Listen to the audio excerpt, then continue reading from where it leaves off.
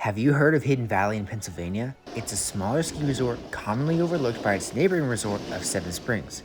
But I made it a point to check out this mountain and give you guys a full mountain review of it, going over 5 key categories, grading each from 0 to 20, and giving it a total score out of 100 to help you decide if visiting this ski resort is worth your time and money.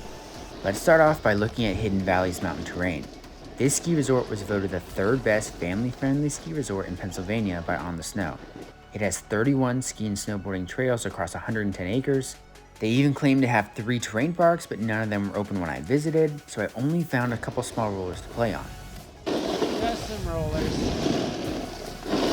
One major limiting factor about Hidden Valley's terrain is their total vertical drop is only 470 feet, which is one of the lower mountain verticals in the state, and does create some flatter areas across the ski resort.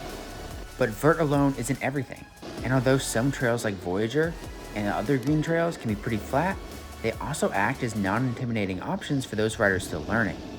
And Hidden Valley boasts about being a great mountain for beginner skiers and snowboarders, with its terrain difficulty divided up as having 27% for beginners, 43% for intermediates, and 30% for more advanced skiers and snowboarders. This mountain can seem well-rounded for all ability levels. But for myself, I'm not sure if the snow was just stickier when I visited, but this mountain didn't feel like it had much steep terrain. Even though there are black diamond trails, they mostly felt like steeper blue trails at other resorts. Now that's not to say there's nothing here for advanced riders. In fact, one of my favorite parts of Hidden Valley were exploring the glades. And the best glades I found were here on the map. I do still wish these trails were steeper too though, to maintain higher speeds through the trees, but it is better than no glades at all. The longest trail here is listed as 2 miles, but I'm not really sure how they calculated that. The longest trail length I found was just over 3/4 of a mile, but that does make for some short and quick lift rides back to the top. Hidden Valley's typical ski season starts around early December and ends usually around the middle of March, giving riders about 100 ski days in a season. And for southwestern Pennsylvania, that's not too bad. Some of my favorite trails here were the Blue Trail Comet and the 2 black trails of Barracuda and Viper, all of which are on the north summit. Not to say there aren't any good trails on the valley side by the main lodge, but for whatever reason, those trails just felt slow to me. I did love that this mountain was blowing snow on top of the light snowfall they were already getting. For terrain at Hidden Valley, I'm scoring it a 13 out of 20 because the terrain is really limited by its lack of overall vertical. But it can still be a fun mountain to explore and to learn on. Next, let's look at the layout of this ski resort. Does Hidden Valley make it easy to navigate its slopes, or you need to study the trail map? Like I briefly mentioned earlier, there are 2 main ski areas at Hidden Valley. Directly above the main lodge and the parking areas is the valley, and on the left side of the trail map is the north summit. Both of these areas are skiable from either side with a decently flat connecting trail at the top called Tracker, equipped with a tow rope on one side so you can easily go either direction on this trail without too much difficulty. I made it a point to try to ride every trail when I visited the ski resort, and I found that I had way more fun riding the trails and the glades on the north summit. Hidden Valley has 6 total lifts, including 2 quads, 2 triples, and 2 surface lifts, allowing you to easily explore the terrain or quickly lap your favorite runs without too much congestion.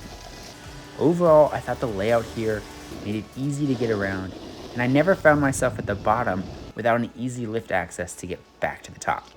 The layout scores a 15 out of 20. Now let's talk about lodging. How easy is it to stay at the ski resort?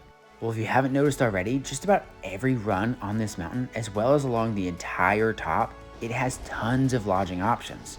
Not only does this make it convenient to stay here, but it also gives the beautiful mountain village vibe without having a big village itself. So even though the mountain itself is smaller than other options in Pennsylvania, the likelihood of getting a ski in ski out stay is dramatically higher.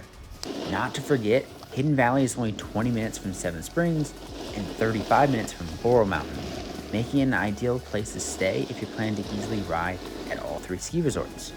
Lodging scores an 18 out of 20, because although it has a lot of options, it's still missing that big lodge or village at its base. And let's not forget to look at how much it'll cost you to ride at Hidden Valley. Most skiers and snowboarders who ride here are on the Epic Pass, which allows unlimited ski days here and at nearby mountains like Laurel and Seven Springs, as well as tons of other ski resorts depending on the type of Epic Pass you have. As for a single day lift ticket for adults, on the weekdays it'll be around $83, and the weekends it'll be around $117 per day. Now, due to Hidden Valley's smaller size, I thought that single day lift tickets would have been cheaper, but I guess they keep it around the $100 mark to encourage pass sales. For costs at Hidden Valley, it only gets a 14 out of 20, because although they do keep it under $100 to ski here, for a smaller size ski resort, I really hope to see it more like $50. Finally, we'll look at the uniqueness of this ski resort and what makes it stand out. And honestly, there's not much that Hidden Valley does better than other ski resorts in Pennsylvania. It's a smaller ski resort, so you should expect less crowding. It can be great for those that are learning or small families, but there's not much for more advanced riders. I will say that riding at smaller mountains brings its own unique feel, and there was more slopeside lodging here than I've seen in a while. But the uniqueness still only scores a 10 out of 20. So after looking at Hidden Valley's key features, it scores a total of 70 out of 100 for being a great beginner's mountain in Pennsylvania. What do you think of my rating? Would you have scored it differently? Did I miss something important? Let me know in the comments, I'd love to talk about it.